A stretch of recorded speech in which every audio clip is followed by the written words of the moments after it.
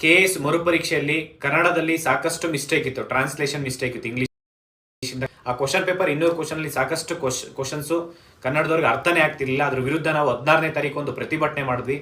16ನೇ ತಾರೀಕು ಪ್ರತಿಭಟನೆ ಮಾಡಿದ್ಮೇಲೆ CM ಸರ್ ಒಂದು ಚೀಫ್ ಸೆಕ್ರೆಟರಿ ಮೇಡಮ್ಗೆ ಮತ್ತೆ ಸರ್ಕಾರದ ಲೆವೆಲ್ಗೆ ಒಂದು ಮೀಟಿಂಗ್ ಮಾಡಿ ಈ ಒಂದು ಕನ್ನಡಕ್ಕಾಗಿರೋ ಅನ್ಯಾಯಕ್ಕೆ ಒಂದು ನ್ಯಾಯ ಕೊಡಿಸ್ಬೇಕಂತ ಹೇಳಿ ಅವರು ಕೂಡ ಮೀಟಿಂಗ್ ಮಾಡಕ್ಕೆ ಹೇಳಿದ್ರು. ಆದರೆ 18ನೇ ತಾರೀಕು ಮೀಟಿಂಗ್ ಫಿಕ್ಸ್ ಮಾಡ್ಕೊಂಡಿದ್ರು. ಆದರೂ 18ನೇ ತಾರೀಕಿಂದ ಒಂದು ಪೋಸ್ಟ್ಪೋನ್ ಆಗಿತ್ತು. ಮತ್ತೆ ನಾವು 22ನೇ ತಾರೀಕು ಒಂದು ಪ್ರತಿಭಟನೆ ಮಾಡಿದ್ವಿ, ಅನಿರ್ದಿಷ್ಟಾವಧಿ ಪ್ರತಿಭಟನೆ ಮಾಡ್ಬೇಕಂತ ಹೇಳಿ. ಆದರೆ 24ನೇ ತಾರೀಕು ಮತ್ತೆ ಅವ್ರು ಮೀಟಿಂಗ್ ಮಾಡಿದ್ದಾರೆ. ಅಂದರೆ ಒಂದು ಚೀಫ್ ಸೆಕ್ರೆಟರಿ ಮೇಡಮು ಮತ್ತು ಅವರೆಲ್ಲ ಸೇರಿ ಒಂದು ಮೀಟಿಂಗ್ ಮಾಡಿದ್ದಾರೆ 24ನೇ ತಾರೀಕು. ಅದಾದಮೇಲೆ ಚೀಫ್ ಸೆಕ್ರೆಟರಿ ಮೇಡಮು DPR ಅವ್ರಿಗೆ ಹೇಳಿದ್ದಾರೆ, DPR ಸೆಕ್ರೆಟರಿಗೆ ಹೇಳಿದ್ದಾರೆ. ಅವರು ಇವತ್ತು ಸಂಜೆ, ನಾನು ವಿಧಾನಸೌಧ ಹೋಗಿದ್ದೆ, ಮಧ್ಯಾಹ್ನ ಫುಲ್ ಅವರು KPSC ಅವ್ರನ್ನೆಲ್ಲ ಕರೆಸಿ ಒಂದು ಮೀಟಿಂಗ್ ಮಾಡ್ತಾ ಇದ್ರು. ಸಾಕಷ್ಟು ಡಿಸ್ಕಷನ್ ಆಗ್ತಾ ಇತ್ತು, ನಾನು ನೋಡಿದೆ ಅಲ್ಲಿ.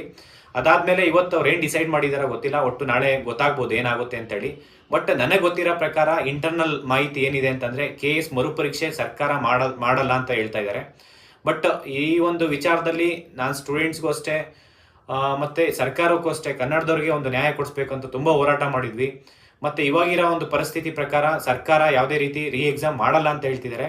ಮತ್ತೆ ಇವರಿಗೆ ಮೇ ಬಿ ಏನಂದ್ರೆ ಈ ಒಂದು ಪಾಸಿಬಿಲಿಟೀಸ್ ಏನಿದೆ ಅಂತಂದ್ರೆ ಒಂದು ಗ್ರೇಸ್ ಮಾರ್ಕ್ಸ್ ಕೊಡ್ಬೋದು. ಎರಡನೇದೇನಪ್ಪ ಅಂದ್ರೆ ಒಂದು ರೇಷಿಯೋ ಏನಾದರೂ ಜಾಸ್ತಿ ಮಾಡ್ಬೋದು. ತುಂಬಾ ಇದು ಏನಾದರೂ ಒಂದು ತುಂಬಾ ಹೋರಾಟ ಮಾಡಿದ್ರೆ, ಇಲ್ಲ ಅಂತಂದ್ರೆ ಅವರು ಈ ಒಂದು ಗ್ರೇಸ್ ಮಾರ್ಕ್ಸ್ ಕೊಟ್ಟಿನೇ ಸುಮ್ಮನೆ ಆಗ್ಬೇಕು ಅಂತ ಇದು ಮಾಡ್ತಿದ್ದಾರೆ. ಬಟ್ ಅದರಲ್ಲಿ ಕನ್ನಡದವ್ರಿಗೆ ನ್ಯಾಯ ಸಿಗಲ್ಲ. ಬಟ್ ಈ ವಿಚಾರದಲ್ಲಿ ನಾವು ಸಂಘಟನೆಯಿಂದ ನಾವು ಕೋರ್ಟ್ಗೆ ಹೋಗ್ಬೇಕು, ಮತ್ತೆ ಕೋರ್ಟಲ್ಲಿ ಫೈಟ್ ಮಾಡೋಣ ಅಂತಂದ್ರೆ ಈ ಮತ್ತೆ ಸ್ಟೂಡೆಂಟ್ಸ್ ಮತ್ತೆ ಈ ಒಂದು ಕೋರ್ಟ್ ವಿಚಾರದಲ್ಲಿ ನಿಮ್ಗೆಲ್ಲ ಗೊತ್ತಿದೆ, ತುಂಬಾ ವರ್ಷ ತಗೊಂತಾರೆ ಇದು ಸರ್ಕಾರ. ಇದು ಕೋರ್ಟ್ ವಿಚಾರ ಅಂತ ಹೋದ್ರೆ ಇದು ಎಷ್ಟು ವರ್ಷ ಇದು ಆಗುತ್ತೆ ಅಂತ ಹೇಳಕ್ಕಾಗಲ್ಲ.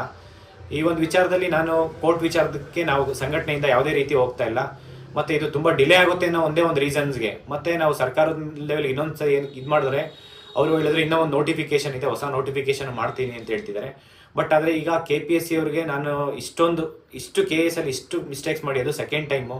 ಈ ಕನ್ನಡದವ್ರಿಗೆ ಯಾವ ರೀತಿ ನ್ಯಾಯ ಕೊಡ್ತೀರಾ ಅಂತ ಕೇಳ್ತಾ ಇದೀವಿ. ಬಟ್ ನೋಡೋಣ ಇವತ್ತು ಮೀಟಿಂಗಲ್ಲಿ ಏನು ಡಿಸಿಷನ್ ತೊಗೊಂತಾರೋ ಅದ್ರ ಮೇಲೆ ನೆಕ್ಸ್ಟ್ ನಾವು ಏನಾಗುತ್ತೆ ಅಂತ ಯೋಚನೆ ಮಾಡೋಣ. ಮತ್ತು ಅದಾದಮೇಲೆ OBC ಸರ್ಟಿಫಿಕೇಟಲ್ಲಿ ಈ ಫೆಬ್ರವರಿ ಮಾರ್ಚ್ ತಿಂಗಳಲ್ಲಿ ಲಾಸ್ಟ್ ಇಯರ್ ಮಾಡಿಸಿರೋರಿಗೆ UPSC ಅಪ್ಲೈ ಮಾಡೋದಕ್ಕೆ ಸ್ವಲ್ಪ ಮಿಸ್ಟೇಕ್ಸ್ ಇದೆ. ಅಂದರೆ ಇದು ಆ ಒಂದು ತಹಸೀಲ್ದಾರಲ್ಲಿ ಅಪ್ಲೈ ಮಾಡೋಕ್ಕಾಗಲ್ಲ, ಅದನ್ನು OBC ಸರ್ಟಿಫಿಕೇಟ್ ತೊಗೊಳಕ್ಕಾಗಲ್ಲ ಅಂತ ಒಂದು ತುಂಬ ಸ್ಟೂಡೆಂಟ್ಸ್ ಕೇಳ್ತಾ ಇದ್ರು. ಅದನ್ನು ಕೂಡ ನಾವು ಚೀಫ್ ಸೆಕ್ರೆಟರಿ ಮೇಡಮ್ ಹತ್ರ ಕೊಟ್ಬಿಟ್ಟು ಮತ್ತೆ DPRಗೂ ಕೊಟ್ಟಿದ್ವಿ. ಅದು ಎಲ್ಲ ತಹಸೀಲ್ದಾರ್ಗೂ ಮೇ ಬಿ ಕಳಿಸ್ತಾರೆ. ಅದಿಲ್ಲ ಅಂದರೆ ನಾವು ಕಂಟಿನ್ಯೂಸ್ ಫಾಲೋ ಮಾಡಿ ಆ ಇಶ್ಯೂಸ್ ಏನಿದೆ ಅದನ್ನು ಸ್ವಲ್ಪ ಮಾಡೋಣ, ಆ ಇಶ್ಯೂ ಸಾಲ್ವ್ ಮಾಡೋಣ ಅಂತ ಕೇಳ್ಕೊತೀನಿ. ಮತ್ತೆ ಎಲ್ರಿಗೂ ಒಳ್ಳೇದಾಗಲಿ. Thank you.